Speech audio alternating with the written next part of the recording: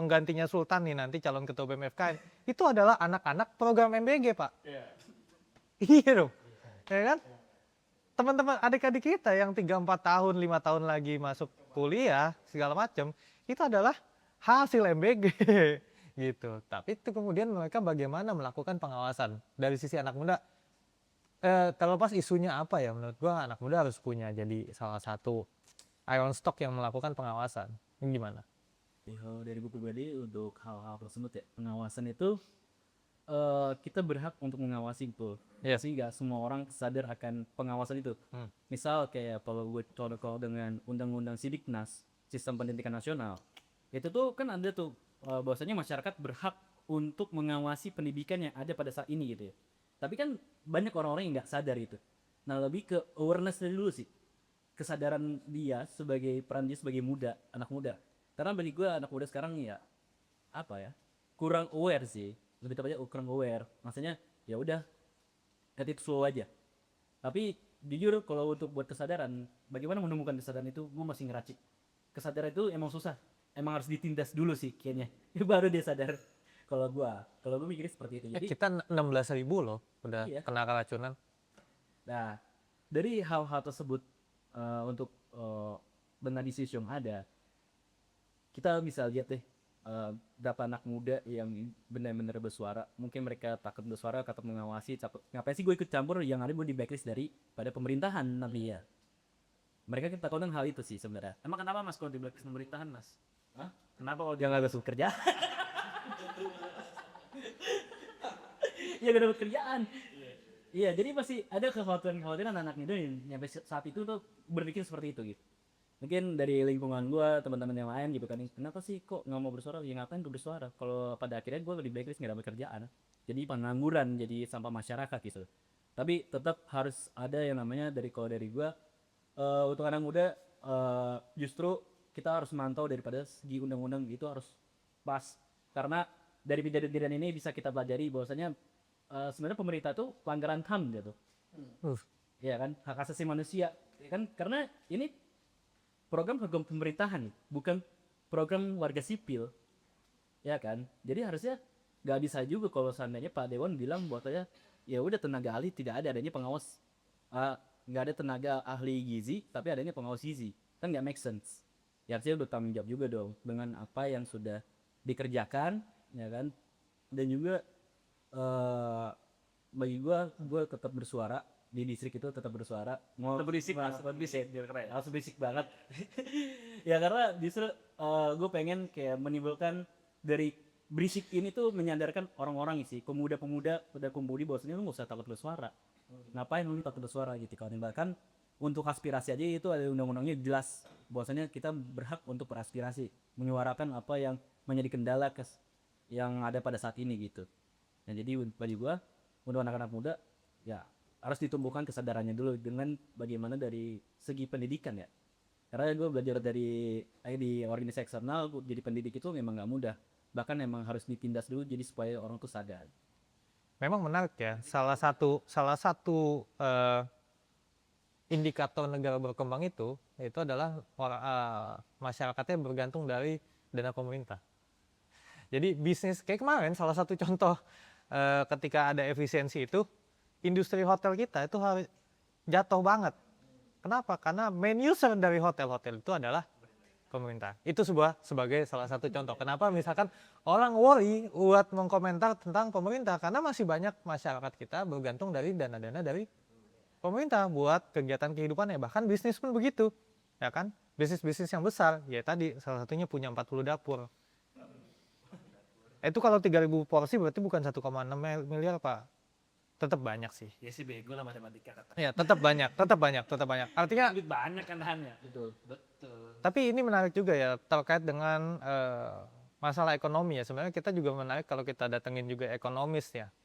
Karena kalau kita menghitung siapa sih yang punya capital buat bangun dapur gitu kan ya. Buat bangun dapur itu butuh modal 1-2 miliar. Itu satu. Kedua butuh jaringan yang nyampe ke dapurnya ya kan. Buat dapat slot dapur. Artinya kan sebenarnya seyogianya si pengusaha-pengusaha bagian ini kan 4L ya kan, lo lagi gitu. Sebenarnya begitu. Jadi saya setuju dengan Bu Siti tadi kalau misalnya kenapa nggak dapur itu bukan school base. Alternatif lainnya adalah orang tua murid nih yang mau usaha. Walaupun nanti rawan konflik tuh Bu biasanya. Rebutan saya yang mau bikin. Tapi paling nggak ada upaya ke sana atau ya school kitchen ya. Rasa-rasanya school kitchen lebih masuk akal. Enggak, school kitchen ya belum jadi school kitchen itu yang masih running sistem MBG yang running di negara-negara maju, Jepang, USA, bahkan sampai lebih jauh lagi itu sampai Thailand pun masih sekolah bukan BBG nasional tapi beberapa distrik itu ada, tapi itu semua school based kitchen. Kenapa? Karena tanggung jawabnya di sekolahnya, dan sekolah pasti akan sangat bertanggung jawab sama muridnya juga, terus juga ada kesalahan sekolahnya, kalau ada apa-apa sekolahnya Iya. dievaluasi. Bahkan menurut gua benchmarkingnya nggak harus keluar negeri Pak. Itu pemerintah datangnya ke Gontor. Lah itu sebuah bentuk school kitchen kan, pesantren kan. Kalau pesantren, Pak, gua alumni pesantren, lambung kita udah kebal sama kuman. Iya.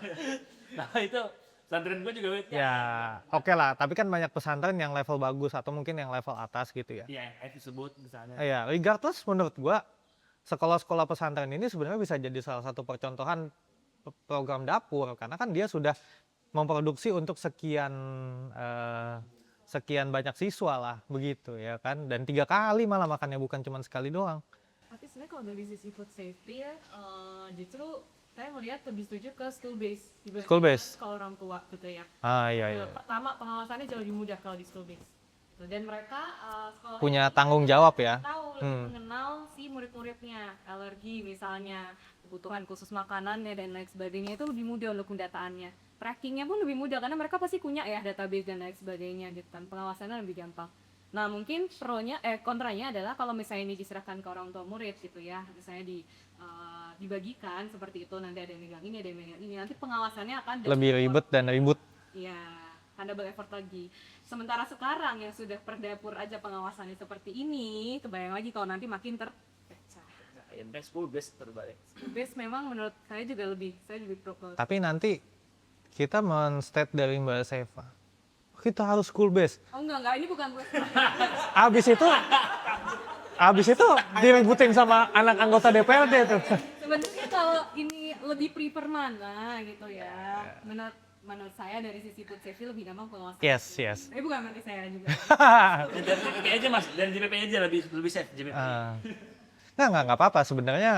Gua rasa sih orang yang waras rata-rata berpikir lebih baik ke school base ya, kecuali orang yang punya modal. Kalau orang punya modal lebih setuju centralized ya. Lebih jauh lagi kalau school base itu adalah lo memberikan ekonomi insentif tambahan pada guru-guru. Kan saya juga saya baru di pendidikan, saya tidak memilih menjadi guru karena gaji guru honorer di Jakarta itu pas saya dulu ngajar 400.000 per bulan dibayar per 3 bulan. Ya, jadi kenapa saya tidak menjadi guru ya?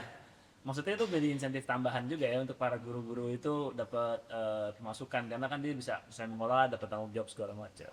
Misal, tapi ini untuk closing statement saya pribadi adalah terima kasih banyak teman-teman di sini, ada banyak insight yang menarik yang bisa gua jadikan konten di Suaka. Itu dari teori saya, tapi yang paling penting adalah awareness kita terhadap pengawasan EBG ini. Ternyata memang semacam itu ya. Mungkin nanti saya bertanya terakhir, kalau Bu Siti anaknya masih boleh makan MBG Bu, berarti Bu, setelah hadir dari sini Bu? Boleh lah. Boleh ya. Kan tadi statementnya jelas. Kalau di Jakarta, di kota-kota besar, kemungkinannya masalahnya masih bagus, ya kan? Kecuali lu nerbangin ibu dari Manokwari tadi. Ya karena saya orang tua, ternyata saya nggak mau anak saya makan MBG Bu. Itu closing statementnya adalah masih banyak anak muda di Indonesia yang masih aware terhadap permasalahan kota ini. Itu mereduksi stigma saya terhadap anak muda yang terlalu selfish, tidak peduli dengan lingkungan sekitar. Itu sangat mereduksi karena ada Mas Rehan, ada semua di sini yang datang hadir tuh ngomongin masalah ini 2 jam kita ngomongin ini nonstop. Ini sangat membuat saya lebih percaya diri untuk memberikan pencerahan ke anak-anak muda yang lain. Terima kasih buat teman-teman yang udah hadir. Mungkin nanti bisa kasih closing statement yang lain. Ya sebenarnya sih masih santai ya sampai deket-deket maghrib. Tadi sebenarnya gue cuma pengen nyinggung satu hal lagi. Selain tadi udah ngomongin gizi, standar pengawasan, standar rasa. Ini sebentar. Ini penting nih, karena agak subjektif. Tapi kan marketnya anak SD, ya kan? Lu waktu SD udah suka makan sayur belum? Domi sih. Ya itulah, that's the point. Maksud gua, bagaimana membuat porsi menu yang sama untuk 3.500 anak dan berekspektasi semua anak tuh suka. Itu bisa nggak sih, Mak? Ya tidak bisa sih, gampang ya. Oke, jadi bicara soal rasa memang itu sangat-sangat subjektif ya. Nggak semua anak suka rasanya tuh yang mungkin terlalu asin, yang terlalu manis dan lain-lain gitu. Maka dari itu sebenarnya memang pertama penting sekali pendidikan gizi itu dimulai dari rumah. Lalu yang kedua, bahkan SOP untuk pelaksanaan MBG itu juga perlu jelas seperti itu. Jadi jangan sampai kita cuma hanya berpikir lagi tadi baik ke kuantitasnya tapi kualitasnya nggak diperhatikan dari segi rasa, terus juga suhu makanan yang saat disajikan, lalu juga bagaimana caranya anak-anak itu menerima MBG dalam kondisi fresh gitu. Jadi banyak sih aspek yang perlu diperhatikan. Jadi sebenarnya rasa itu bisa ya, karena salah satu yang bekerja di MBG itu kan ada chefnya. Pasti chef itu juga udah memiliki pengalaman, tapi kembali lagi porsinya itu tadi. Masak 3.000 porsi, Bos. Kalau porsinya itu 3.500 bisa dibayangkan ya mungkin agak ada anyep-anyepnya dikit gitu. Itu pasti mungkin terjadi. Seperti itu memang nggak bisa dipungkiri sih. Terkait rasa kita tidak bisa 100% menjamin anak-anak tuh pasti suka. Ya akhirnya kan maksudnya gini, kalau misalkan rasanya nggak enak, ini kita ngomong anak sekolah ya, yang gua nggak suka ya udah gua nggak makan, clear gitu kan. Apalagi nggak diawasin sama nyokapnya gitu kan, nggak makan nggak ada yang begitu kan. Akhirnya kan jadi food waste sebenarnya kan, itu sisi lain ya. Yang 1 triliun sehari itu akhirnya jadi food waste yang banyak gitu, mubazir gitu. Itu kurang lebih sedikit menyinggung mengenai rasa ya, karena gue punya kekhawatiran, oke, nanti pada nggak keracunan, tapi pada suka nggak sih sebenarnya gitu kan, dipaksain semuanya makan nugget semua, bahkan nggak boleh nugget harusnya, semuanya makan ayam goreng semua, kan nggak semua anak mungkin suka ayam goreng, ada yang sukanya steak gitu kayak Khalid. 15.000 steak apa itu, steak mun ya. Oh bahkan ada yang nggak makan nasi ya. Atau alergi atau geli kan ya. Piki kalau sekarang sebutannya. Ada ibunya bio. Oh ada yang gitu. Oh, ada lagi. Bahkan kemarin ada yang alergi nasi. Itu bukan orang Indonesia tuh pasti. San Francisco kayaknya sih. Oke, nggak apa-apa. Karena kita udah mencapai ujung waktu ya, teman-teman. Mungkin aku bakal minta closing statement dari masing-masing. Mungkin dari Bang Sultan dulu. Minusnya pemerintah Indonesia ini adalah dari transparansi ya. Jadi salah satu prinsip good governance itu adalah transparan. Tapi menurut gue pribadi pemerintah yang saat ini jauh dari kata ideal gitu. Apalagi baru satu aspeknya ini transparan. Good governance ada 7 aspek gitu. Satu aspeknya belum terpenuhi, jauh dari kata layak gitu dan ideal. Nah kemudian juga jadi transparansinya ini ya tentunya pasti dari media, anggaran dan sebagainya gitu. Seharusnya kalau misalkan dalam konteks sebuah kayak, karena gue latar belakang yang ketiga ya, kalau misalkan di perusahaan tuh kalau misalkan ada sesuatu yang terjadi buruk gitu dan berkaitan dengan K3 harus segera dilaporkan gitu. Nah yang sekarang terjadi kan ketika ada kasus keracunan justru malah harus dibungkam gitu. Nggak boleh ada yang bilang kemana-mana gitu, entah itu dari SPPG ataupun sekolah yang diberikan MBG gitu. Itu yang terjadi di kondisi sekarang gitu. Nah kemudian juga selanjutnya tetap diperlukan kolaborasi pentahelix antara pemerintah, kemudian juga swasta, masyarakat, media, dan juga kondisi gitu. Karena gini, untuk pengawasan sendiri memang harus memiliki kayak banyak kolaborasi satu sama lain gitu. Jadi pemerintah pun yang memberikan yang membuat kebijakan ini juga harus melakukan pengawasan sendiri sebenarnya. Apa fungsinya Komisi 9 ya Pak? Kalau misalkan mereka pengawasannya pun Dapat jatah dapur. Oke, lanjut. kalau misalkan ternyata di pengawasannya sendiri mereka masih minim gitu. Nah kemudian juga balik lagi tadi ya, dalam penyusunan menu MBG ini Menkes itu udah membuat peraturan. Nah tadi udah disinggung juga sama Bajeng gitu. Jadi ada AKG, kemudian juga AKG ini sebenarnya divisualisasikan menjadi isi piringku, bener nggak sih Mbak? Ya kan? Seperenam itu ada Ada lagunya, Lid. lauk, makanan pokok, sepertiganya itu adalah lauk, sepertiganya lagi adalah sayur-sayuran, dan seperenamnya lagi ada buah-buahan gitu. Nah itu kalau misalnya divisualisasikan lagi, dihitung, itu kurang lebih satu individu membutuhkan 700 kalori. Itu anak-anak. Enggak, udah dewasa, kayak udah mulai agak remaja dewasa Oh, gitu. butuh kopi yang kurang. Gitu.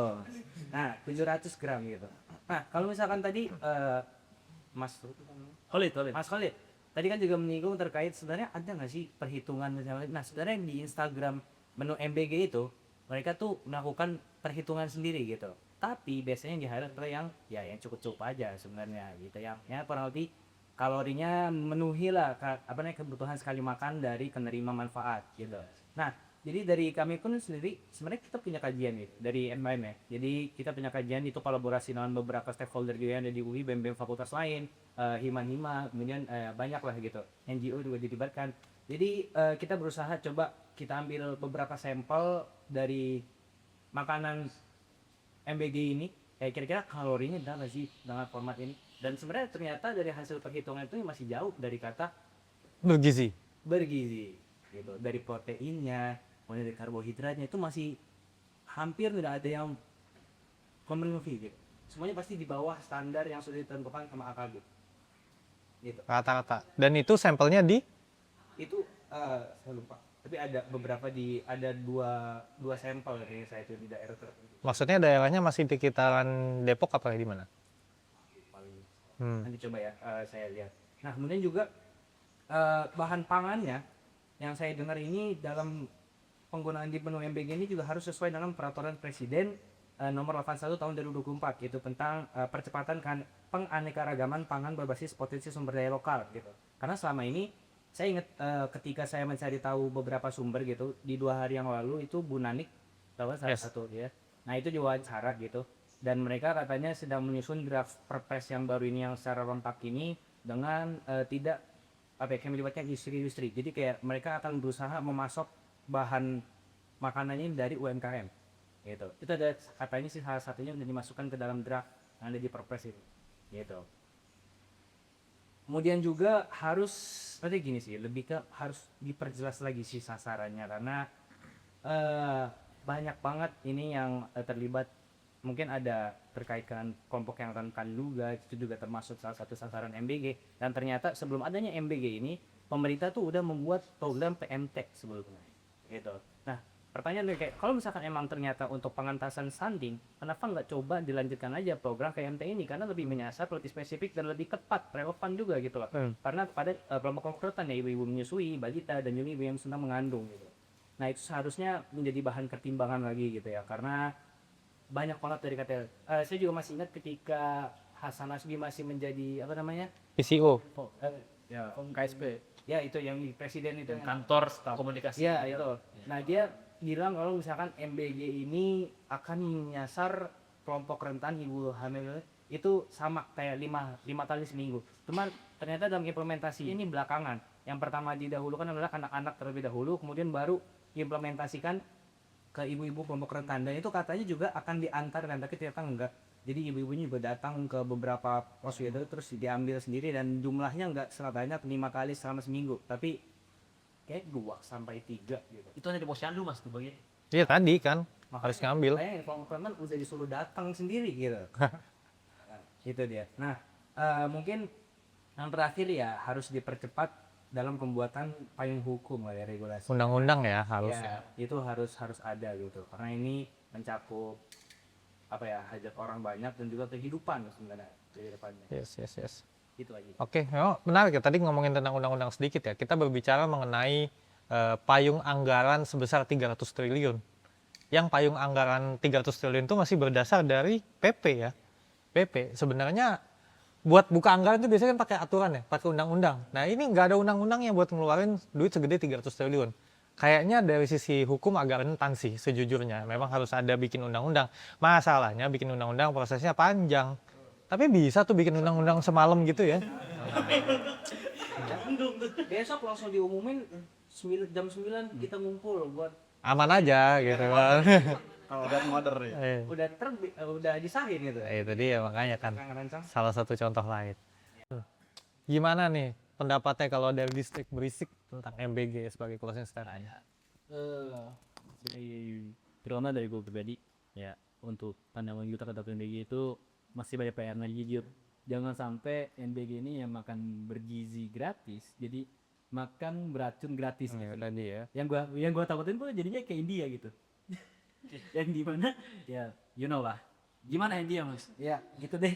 Cara pembuatan makanannya segala macam itu nggak ada gizi sama sekali. Justru kita mungkin enak kali ya. Kalau gue enak sih kalau ngeliat India masak atau apa tuh kayak enggak.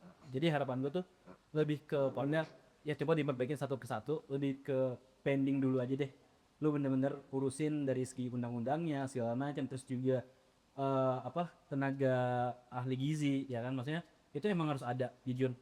Dan juga kenapa mungkin beberapa komentar dari teman gue yang mungkin dia udah lulusan ahli gizi itu mengatakan bahwasannya itu terlalu over, jadi mungkin enggan untuk mengambil dia di posisi NBG. Itu jadi permasalahan sebenarnya itu sih. Jadi gue harap untuk MBG ini dipending dulu, divakumin dulu aja deh, lebih baik daripada banyak korban yang dimana itu miris sih. Kalau gue denger dari tadi tuh dari awal tentang banyak yang meninggal karena beracun segala macam itu miris sekali.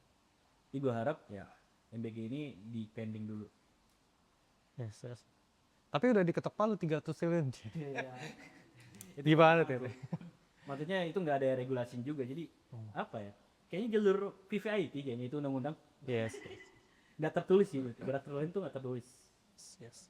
Ya dari sisi good governance juga sebenarnya payung hukumnya itu harus benar-benar kita perhatikan sih. Kalau untuk level 300 T nggak ada payung hukum level undang-undang, repot sebenarnya. Korupsinya banyak. Bu Siti mungkin boleh Bu kasih pendapatnya terakhir tentang MBG. Pada pembicaraan si tadi ya, memang kalau saya sebagai orang tua ngeri dari prosesnya ya, dari malam udah bayang gitu gak sih, dari malam nganterinnya pagi-pagi jam 10 baru jam 10 atau jam 11 baru dimakan gitu ya.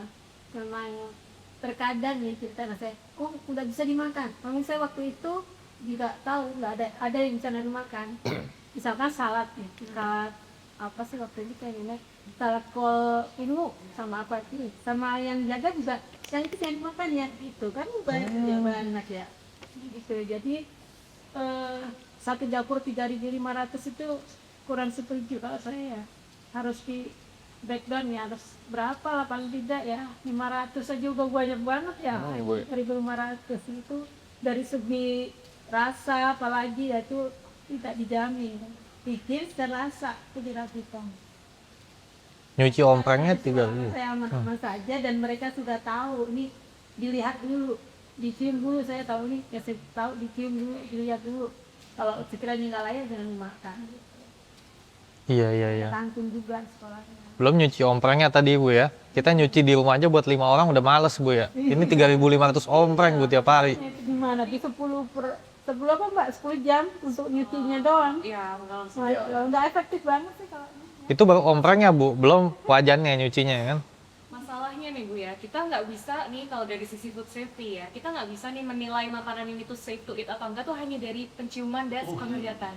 Iya sih, cuma kan Dia bisa jadi salah bakteri satu di situ upaya udah- aja ya. Iya, bakteri di situ udah berapa puluh ribu dia berkembang biak, tapi dia seems fine gitu, baunya masih oke, warnanya masih oke, tapi ternyata di situ udah berparti gitu di situ. Nah itu ya. Anak Bogor emang begitu ya. Party mulu gak? Tadi dulu, Bogornya kota apa kabupaten? Oh. Oke, ada lagi Bu tadi? Iya. Terus terkait dengan sasarannya, kayaknya perlu ditinjau kembali sasarannya itu untuk yang benar-benar memikirkan. Kalau anak saya bilang gini, emang kepentingan lain pemerintah kan ada yang lebih penting gitu. Jadi kemarin kan kayak sifatnya itu sangat-sangat mendadak gitu.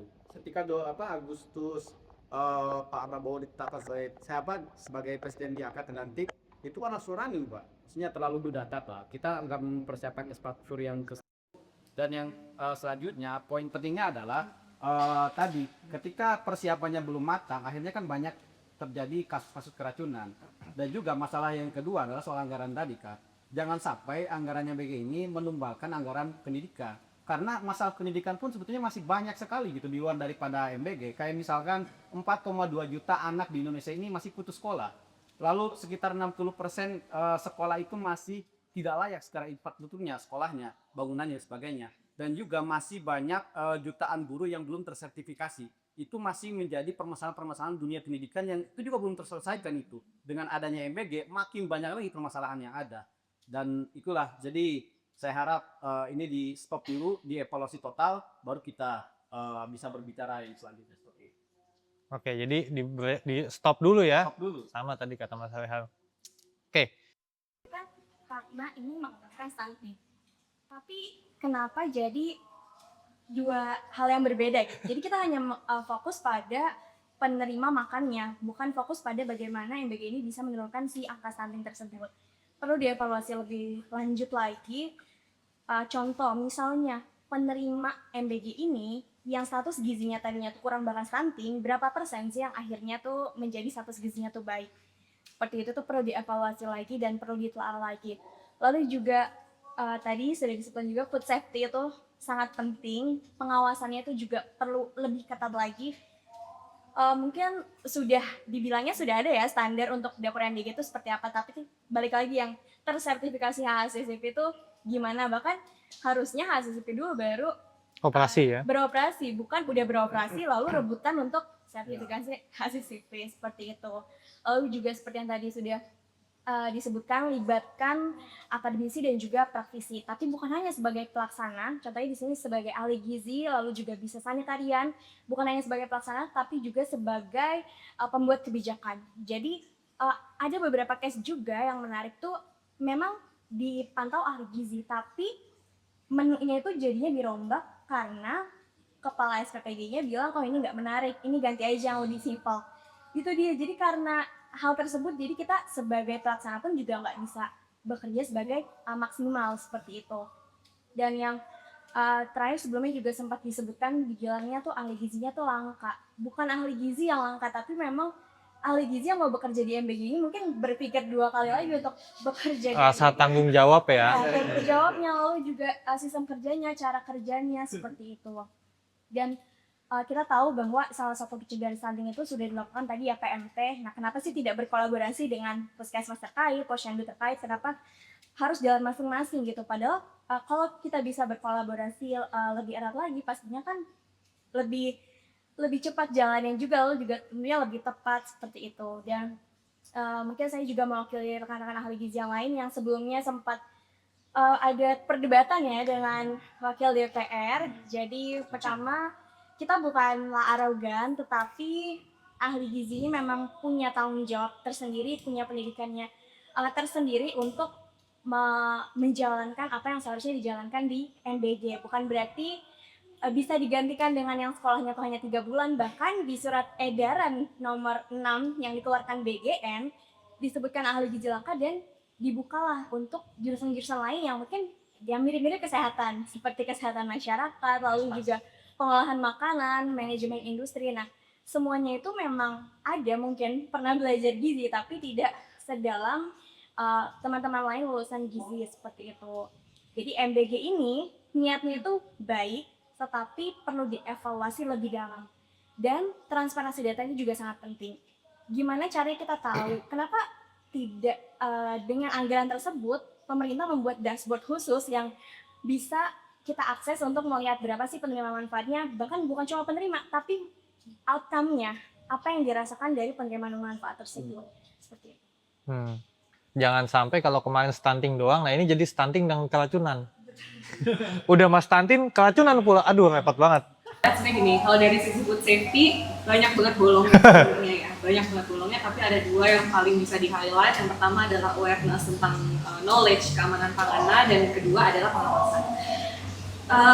Food safety itu sangat korelasinya besar dengan stunting. Ketika kita kemasukan patogen, ketika kita mengalami infeksi, badan kita butuh energi. Energi untuk apa? Untuk melawan si infeksinya tadi kan, siapa yang membuat infeksi? Si virus, si bakteri. Anak-anak, mereka butuh energi yang lebih. Ibu hamil, mereka butuh energi yang lebih. Lansia, ya tadi ya, kelompok rentan ini butuh energi yang lebih. Untuk apa? Untuk mereka tadi ya, kalau anak-anak untuk pertumbuhan, ibu-ibu untuk perkembangan janin gitu kan, lansia ya untuk dia lebih preserve food bank energy. Sementara ketika infeksi, mereka akhirnya mengalokasikan energi tersebut untuk melawan si infeksinya terlebih dahulu. Itu justru semakin memberatkan. Ketika kita keracunan pangan, itu ada efek long term and short termnya. Mungkin short termnya dia diare, dia muntah dan lain sebagainya. Long termnya di anak-anak, dia bisa jadi trauma makanan tertentu. Jadi yang 16.000 itu keracunan bisa kena long term juga ya berarti ya? Bisa, long termnya bisa jadi nanti mereka mengembangkan sebuah trauma terhadap makanan tertentu. Anak-anak itu nggak kayak kita ya, kita makan ayam, kita sakit perut, kita diare, oh ya udah mungkin waktu itu ayamnya nggak bersih. Anak-anak belum bisa berpikir seperti itu. Mereka cuma mikir, saya makan ayam, saya sakit. Nextnya ketika makan ayam nggak mau, karena kemarin ketika makan ayam sakit. Traumatik ya. Traumatik. Ini nggak suka ikan sama sekali nih Jadi orang. dulu mungkin pernah masukkan tulang ikan. Nah kan, itu traumatik event di anak. Bisa langsung makan ikan. Gitu ya. Terus bisa jadi juga ketika kita melawan infeksi, organ kita yang berfungsi apa? Salah satunya hati. Yes. Kalau misalnya infeksi ini terjadi secara berulang gitu ya, bisa dipastikan organ yang pertama kali diserang apa? Hati. Long term effect ya. Sakit hati. Oh. Jadi jangan dianggap keracunan pangan ini adalah hal yang cuma mencret aja, diare aja gitu, muntah aja, enggak. Dia punya long term effect, itu pertama. Nah terus udah gitu, tadi ya mulai dari awareness, tingkatkan dulu awareness. Penjama pangan tuh harus tahu kenapa mereka nggak boleh seperti ini, dampaknya apa. Jangan sampai mereka cuma tahu, oh iya peraturannya saya nggak boleh kayak gini, tapi mereka nggak tahu dampaknya kalau saya nggak melakukan itu tuh apa. Jadi di situ muncullah mungkin muncul nih di kemudian harinya, ya udahlah nggak apa-apa, saya nggak melakukan ini. Ya, mulailah dari situ. Kemudian kedua, pengawasan. Di dalam safety itu ada namanya audit, surveillance, dan inspeksi. Audit surveillance ini dilakukan supaya sistem keamanan pangannya itu dipastikan berjalan. Kalau ini tidak pernah dilakukan atau dia dilakukan hanya 1 kali dalam setahun, dari mana mereka bisa tahu si SPPG ini menerapkan sistem keamanan pangan? Kita bisa kebayang ya, berdasarkan dari wawancara kami gitu ya pada beberapa SPPG, mereka bilang mereka tuh hampir nggak pernah diinspeksi. Diinspeksi itu hanya ketika terjadi keracunan. Jadi boro-boro pengawasan dari luar, inspeksi dari internal aja kagak. Kalau inspeksi dari internal mungkin dilakukan ya. Nah, maksudnya dari BGN-nya. Oh iya, bisa itu dari BGN-nya Iya kan? nggak dilakukan gitu. Kalau dari SPPG-nya sendiri mungkin mereka melakukan, tapi kan tetap butuh pengawas. Yes, ya, tetap gitu. betul. Gitu. Itu hanya dilakukan ketika terjadi case sesuatu. Nah dari situ aja udah kebayang ya gitu, kayak ini pengawasan tidak dilakukan gitu ya. Mungkin karena tadi ya ketika baru berjalan langsung banyak dapurnya, mereka nggak punya SDM untuk melakukan pengawasan. Dan belum pernah kebayang ngejalanin BGN tuh kayak gimana sih? Betul, kayak gitu. Terus kemudian awareness-nya pun kurang. Ya udah, ini adalah poin plus ya jadinya ya si keberjalanan MBG ini. Jadi kalau dari sisi food safety, paling enggak 2 poin utama ini harus di-highlight dulu, dilakukan. Kalau 2 poin ini nggak dilakukan, percuma mau sertifikasi HACCP, ISO 20, FFSC, dan yang lain-lain itu nggak akan bisa. Mereka nggak akan bisa menjalani ini, nggak akan sustainable nanti ke depannya. Terlalu jauh gitu. Yes, oke deh. Harus makin banyak SJW MBG kayaknya. SJW MBG. Terakhir dari saya juga, selain tadi makasih buat teman-teman udah hadir. Jadi memang MBG ini adalah suatu hal yang baru banget di Indonesia gitu ya. Walaupun bukan hal yang baru di dunia ya, tapi ini merupakan hal yang baru di Indonesia. Kalau kita ngomongin masalah transportasi, itu udah masalah yang lama banget. Kalau kita ngomongin masalah tadi pengangguran, itu udah masalah yang lama banget. Kita ngomongin masalah banjir, apalagi misalnya di Jakarta, itu udah masalah yang dari zaman Belanda juga ada masalah banjir. Tapi kita ngomongin makan bergizi gratis, ini masalah yang baru. Yang ditimbulkan dari sebuah solusi yang diharapkan menjadi solusi tadi terkait dengan stunting. Nah, dengan data-data yang ada, dengan fakta-fakta lapangan yang ada, gitu ya, yang sudah kita diskusikan tadi, apakah rasanya masih tepat MBG ini dijalankan untuk sekarang? Kita bisa bersepakat bahwa secara konsep, secara gagasan, makan bergizi gratis itu adalah konsep yang baik. Makan bergizi gratis itu adalah konsep yang, kalau kata orang itu mah, the noble mission gitu ya. Akan tetapi, misi yang mulia itu tidak bisa dijalankan dengan cara yang tidak mulia. Ya, dengan adanya tadi kecacatan dan lain-lain. Sehingga tadi kalau saya bercanda gitu ya, dan Mbak Ajeng, ini jangan sampai anak-anak stunting bukannya hilang stuntingnya, tapi udah stunting keracunan pula gitu. Sehingga kita perlu mengevaluasi lagi dan memberikan tadi landasan hukum yang lebih konkret, dan bukan lebih konkret ya, yang lebih kuat daripada hanya sekedar perpres, permen gitu kan, tapi dalam satu buah landasan undang-undang. Sehingga pun nanti Pak Prabowo sudah nggak jadi presiden lagi, mungkin setelah 2034 atau setelah 2029, ini menjadi tetap program yang sustain. Karena kita rasa ini juga penting buat bagi anak-anak bisa mendapatkan makanan bergizi yang benar bergizi dan enak gitu ya, gratis kepada semua masyarakat. Mengutip salah satu diktator paling terkenal, ada namanya Bapak Idi Amin ya di Afrika sana. Dia bilang, saya menjamin kebebasan berbicara, tapi saya tidak menjamin kebebasan Anda setelah Anda berbicara. Nah, dia bilang kayak gitu. Jadi, mumpung kita masih bisa punya kebebasan berbicara pada hari ini, mari kita bersuara lagi tentang, ya baik itu BGN, MBG, ataupun tentang isu-isu berbagai isu. Dan Swaka akan sangat open untuk menjadi wadah kita berdiskusi dengan berbagai macam isu. Tentu harapannya, bukan harapan ya, biasanya Swaka akan tetap mengirimkan ini kepada stakeholder terkait agar menjadi satu bahan.